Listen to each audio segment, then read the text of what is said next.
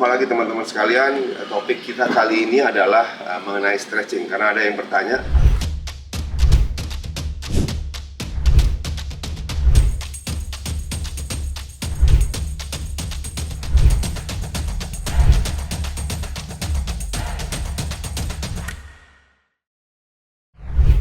Dr. Henry tidak pernah kelihatan stretching sebelum latihan. Jadi stretching itu ada dua, dynamic stretching dan static stretching. Static stretching itu adalah dalam keadaan dingin kita stretch. Contohnya ini, ya.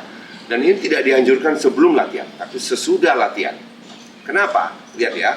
Karena pada static stretching, pada saat tubuh kita masih dingin, kita stretch itu ibaratnya adalah seperti karet ini, seperti karet dalam keadaan dingin Anda stretch, itu Anda bisa putus, bisa menyebabkan cedera, ya, bisa menyebabkan cedera. Sudah bukan hanya itu. Ternyata static stretching ini menurunkan force production-nya sampai 8%. Jadi makin lama Anda stretch begini, otot ini, kekuatannya turun, bahkan sampai ada yang sampai 20% turunnya, ya. Tapi diambil rata-rata 8%. Itu sebabnya static stretching itu hanya untuk sesudah latihan. Jadi badan kita sudah hangat, tidak dingin lagi, jadi tidak mudah cedera. Kemudian karena waktu latihan itu kita terutama weight training ya, itu badan kita ketat semua, otot-otot kita kontraksi semua. Jadi kita mau melenturkan, maka dilakukanlah static stretching. Jadi sudah hangat, tidak mudah cedera, dan walaupun nanti force production-nya turun, atau tidak apa-apa karena kita tidak latihan lagi. Nah itu static stretching. Nah dynamic stretching Anda lakukan sebelum melakukan aktivitas olahraga. Apa itu dynamic stretching?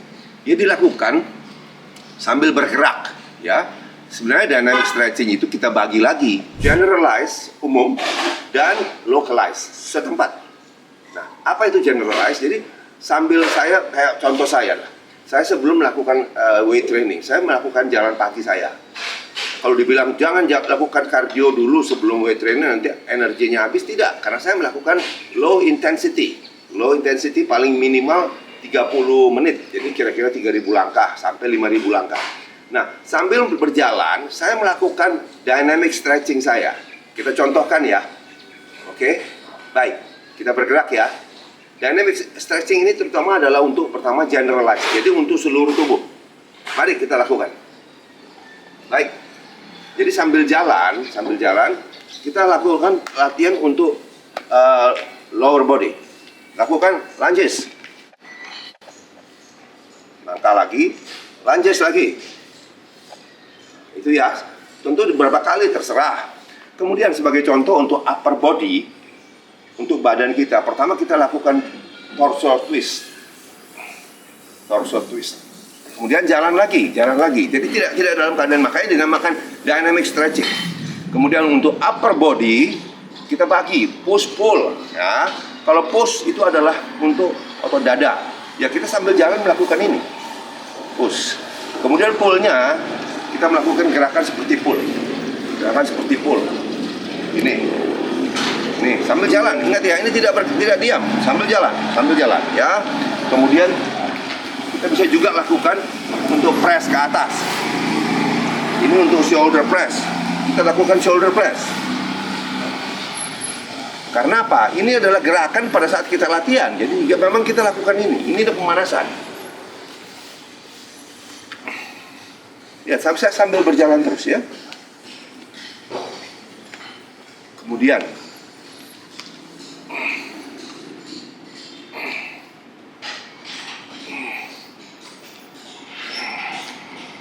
variasinya bermacam-macam. Setiap gerakan latihan itu bisa kita lakukan sambil berjalan. Atau kita berhenti dulu, kita lakukan row. Ini row. Itu. Kemudian jalan lagi. Range of motion penuh. Ya. Range of motion penuh. Itu dynamic. Nah, saya bilang dynamic stretching yang generalized. Tetapi pada saat saya mulai melakukan latihan beban saya, misalnya saya mau melakukan shoulder press, latihan shoulder ya. Nah, saya melakukan dulu sebelum saya angkat itu beban, barbell itu, saya lakukan kosong dulu. Ulangi lagi, gerakan apa yang mau saya lakukan? Military press misalnya. Ya, saya lakukan kosongan begini. Berapa kali kan kita lakukan ini? Saya lakukan 15 sampai 20 kali. 15 sampai 20 kali, ya. Nah, pada saat saya mulai dengan latihan saya pakai barbel kosong. Lakukan 15 sampai 20 kali lagi. Kemudian setelah itu diberikan beban sedikit, 5 kilo, 10 kilo bertahap.